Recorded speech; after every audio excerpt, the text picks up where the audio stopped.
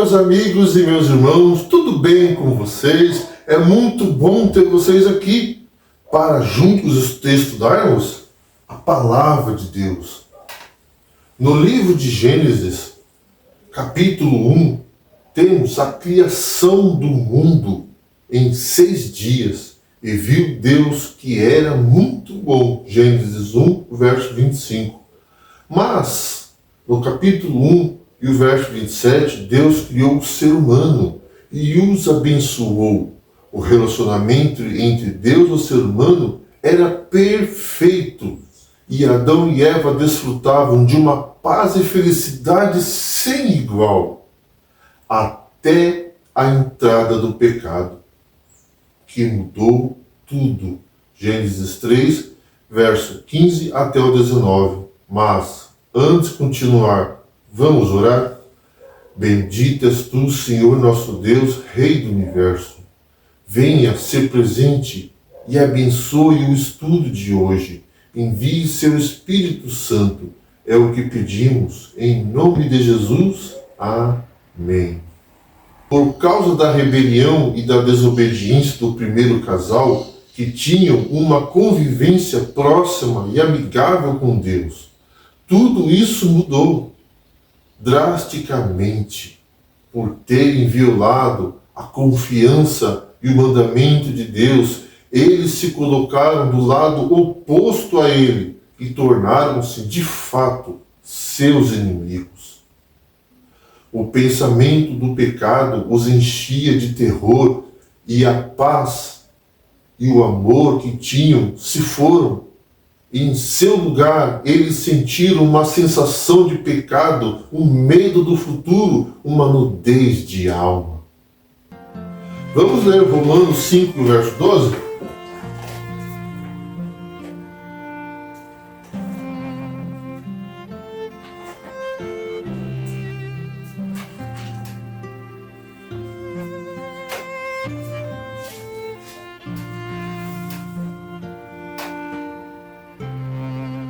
Portanto, assim como por um só homem entrou o pecado no mundo, e pelo pecado a morte, assim também a morte passou a todos os homens, porque todos pecaram.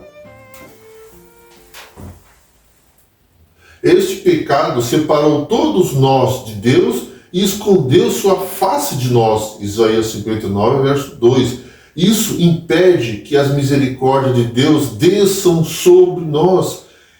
É uma parede divisória que separa entre nós e Deus.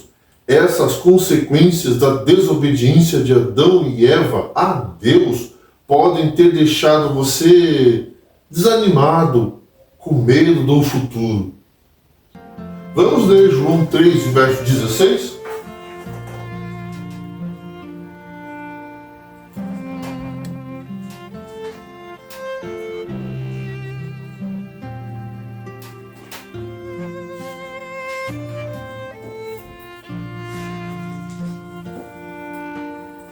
Porque Deus amou o mundo de tal maneira que deu o seu Filho unigênito, para que todo que nele crê não pereça, mas tenha a vida eterna.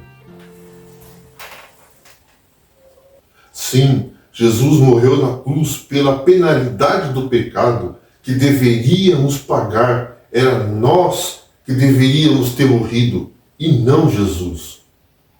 Vamos ler Isaías 53, verso 4 e 5?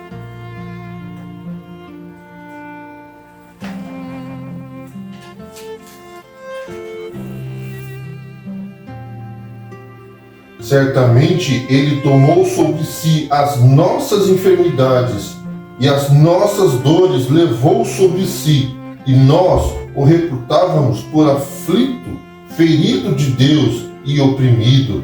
Mas Ele foi transpassado pelas nossas transgressões e moído pela nossa iniquidade. O castigo que nos traz a paz estava sobre Ele, e pelas suas pisaduras fomos sarados. Jesus Cristo tem triunfado decisivamente sobre o pecado e a morte. Esse triunfo se dá pelo fato de Cristo, por sua obediência, justiça e sacrifício perfeito, condenou o pecado na carne. Vamos ler Romanos 8 e o verso 3?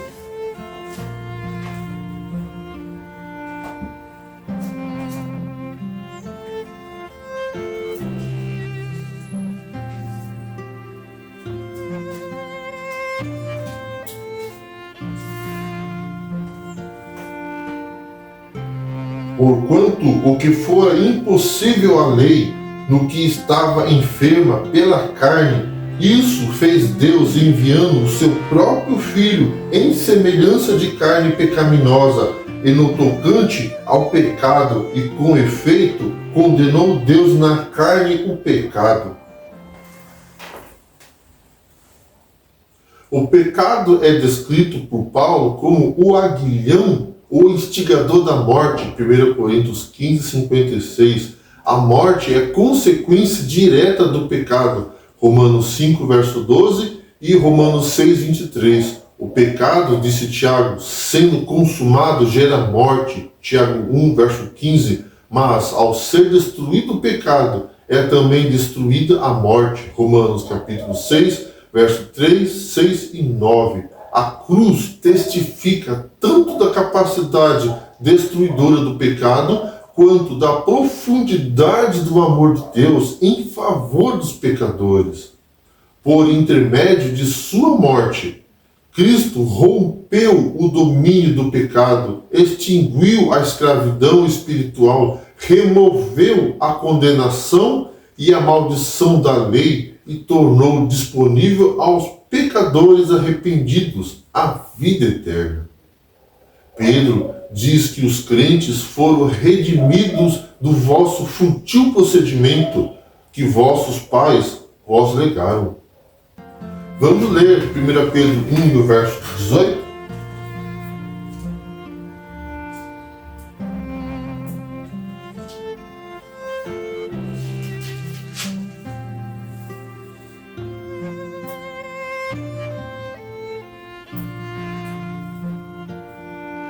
Sabendo que não foi mediante coisas corruptíveis, como prata ou ouro, que foste resgatados do vosso fútil procedimento, que vossos pais vos legaram.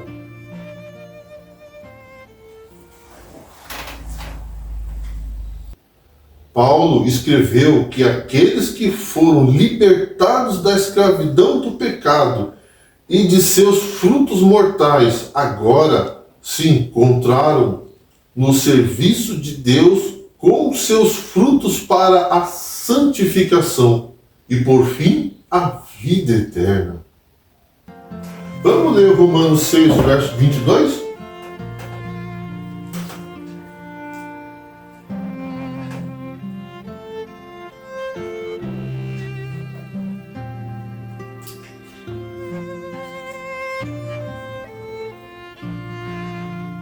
Agora, porém, libertados do pecado, transformados em servos de Deus, tendes o vosso fruto para a santificação e, por fim, a vida eterna. O Evangelho implica, em um segundo momento, na reconciliação de todas as coisas em Cristo. Isso é o que Paulo dá a entender em... Vamos ler Colossenses 1, verso 19 e 20?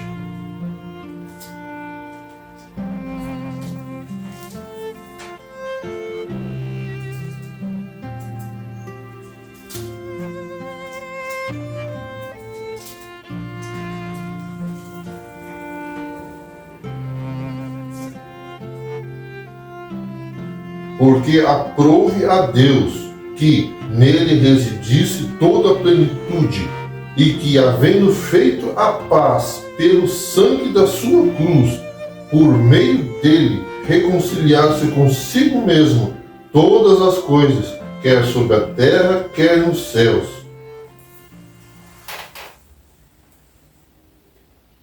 Nessa perspectiva, a reconciliação faz parte do plano divino da redenção. a transgressão de Adão afetou toda a terra. A degeneração se estendeu desde o homem, a obra-prima e ápice do Criador, até plantas, os insetos e os animais marinhos e ainda os seres inanimados. Mas, pelo ato redentor de Cristo, finalmente restaurará a perfeita e a harmonia. O plano da redenção cumprirá, assim, seu propósito mais amplo e profundo, a saber, a vindicação do caráter de Deus perante o universo. A reconciliação não está limitada a um indivíduo, mas envolve todas as coisas celestiais e terrenas. Colossenses 1 e o verso 20. Na verdade, o pecado afetou não somente o homem, mas toda a criação. Romanos 8, verso 20 e 21. A reconciliação que o Evangelho anuncia não é, pois, nada menos que a restauração de todas as coisas em Cristo Jesus. É a nova criação do homem. Vamos ler 2 Coríntios 5, o verso 17?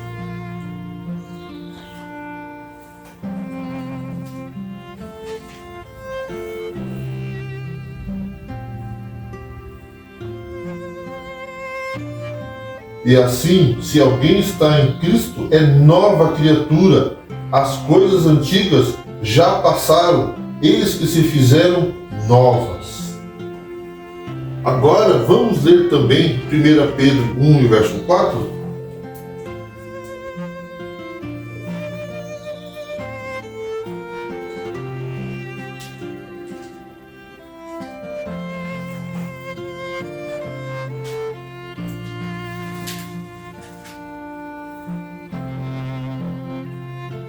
Para uma herança incorruptível, sem mácula, imarcessível, reservada nos céus para vós outros. E na nova criação do planeta Terra, nos quais habita a justiça, 2 Pedro 3 e o verso 13. Vamos ler Apocalipse 14, versos 6 e 7?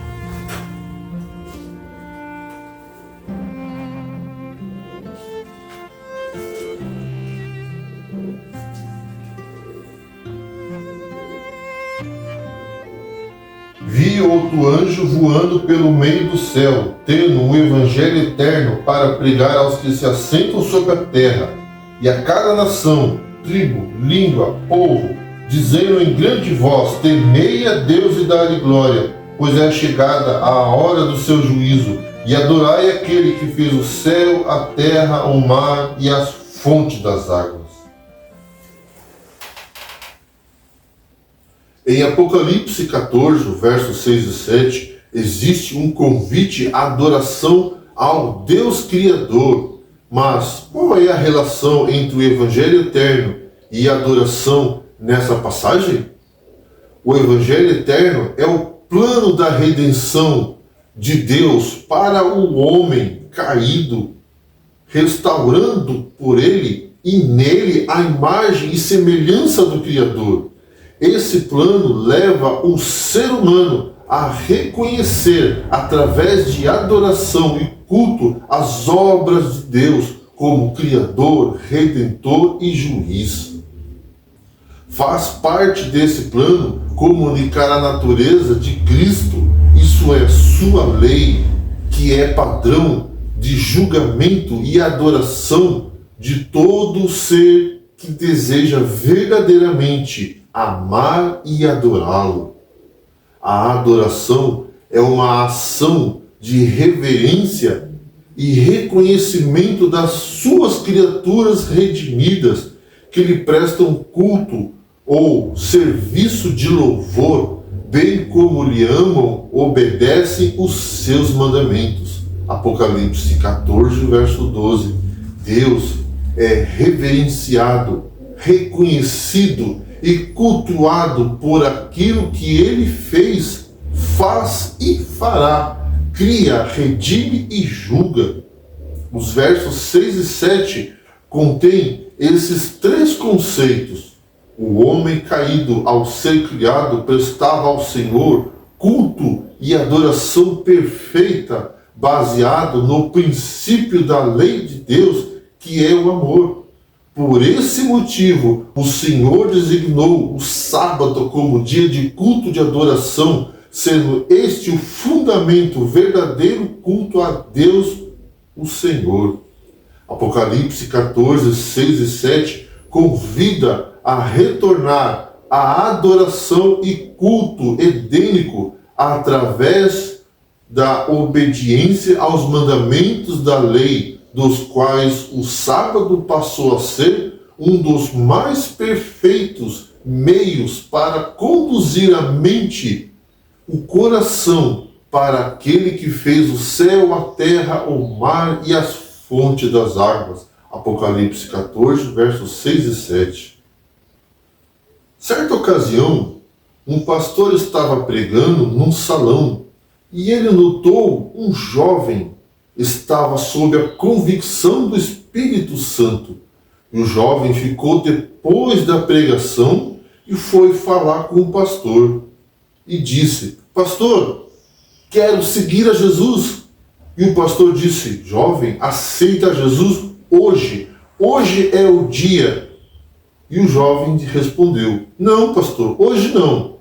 Tenho alguns negócios lá na cidade e vou terminar esses negócios. E depois de terminar esses negócios, aí sim eu vou aceitar a Jesus. O pastor disse: Não, jovem, você deve aceitar agora. Deve aceitar nesse momento. Ele disse: Pastor, eu preciso terminar esses negócios, mas eu prometo que depois de terminá-lo, eu vou seguir a Jesus. O jovem saiu daquele lugar e foi fazer os seus negócios. E um dia, muito tempo depois, o pastor se encontrou com ele na rua e disse: Como é, jovem? Ainda não fez a sua decisão? Ele disse: Ainda não, pastor. Ainda não. Mas logo mais eu vou fazer. Agora estou muito ocupado. Tenho muito o que fazer. Pouco tempo depois, veio um aviso ao pastor que esse jovem estava no hospital, doente. O pastor foi lá falar com ele e disse: Jovem, como é? Já fez a sua decisão? Ele disse: Não, mas estou muito doente. O médico não me deu muita esperança. Eu posso morrer. E se eu tomar uma decisão agora, o povo vai dizer que eu tomei essa decisão com medo de morrer. Eu não quero tomar a decisão pressionado, nem com medo. Espera, se eu melhorar e Deus me der saúde, então eu vou seguir a Jesus, mas não agora. O pastor saiu muito triste, mas o jovem melhorou e foi curado completamente. Então ele saiu do hospital e o pastor foi visitá-lo. Ele disse: Jovem, agora vamos fazer essa decisão? Ele disse: Agora não. Eu estou muito ocupado. Um pouco mais tarde. O tempo passou e mais uma vez o jovem adoeceu. E o pastor foi visitá-lo, já na sua cama, já muito fraco pela enfermidade. E o pastor disse: Como é, jovem? Vai fazer a sua decisão agora? O jovem falou alguma coisa que o pastor não podia entender, mas notou que os seus lábios estavam se mexendo, e ele colocou o ouvido bem perto para ouvir o que este jovem estava dizendo. Ele estava citando um texto bíblico, as palavras que achamos em Jeremias 8, verso 20. Vamos ler?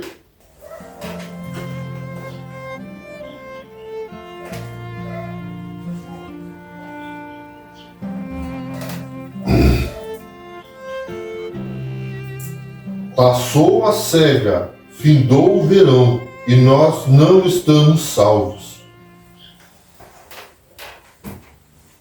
O pastor disse: jovem, ainda há tempo. Você tem vida. Aceite agora a mensagem de Deus. E ele respondeu, mais fraco ainda, quase não dava para ouvir, e disse: passou a cega, findou o verão, e eu não estou salvo. O pastor fez mais um apelo ainda e disse: jovem, Deus ainda o ama. Você pode aceitá-lo. Aceite-o agora. Mais uma vez ele repetiu as mesmas palavras. Agora as suas forças o estavam deixando. Estava ficando cada vez mais fraco. Ele disse: passou a cega, findou o verão, e eu não estou salvo. Vamos ler Isaías 55, verso 6?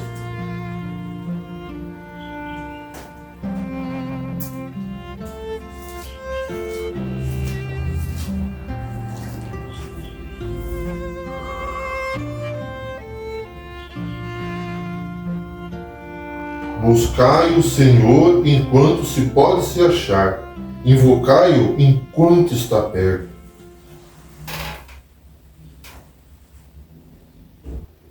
Você receberá paz, alegria e vida eterna. Você quer ter a certeza de que é filho de Deus? Busque ao Senhor intensamente. Busque a Deus sinceramente. Não deixe para depois, porque para depois pode ser muito tarde. Busque ao Senhor urgentemente. Dá prioridade para Jesus Cristo. Não o deixe esperando. Só assim você será plenamente feliz. Ele está à porta do seu coração agora mesmo. E o que você vai fazer com o Senhor Jesus? O que você está fazendo consigo mesmo? Não quer você hoje aceitá-lo como seu Salvador pessoal? Vamos orar. Bendito és tu, Senhor, nosso Deus, Rei do Universo. Não deixe que as coisas deste mundo desviem nossos olhos de ti. Guie-nos em seus caminhos. Perdoe nossos pecados. Envie o Espírito Santo. É o que pedimos em nome de Jesus. Amém. E que Deus abençoe a cada um de vocês.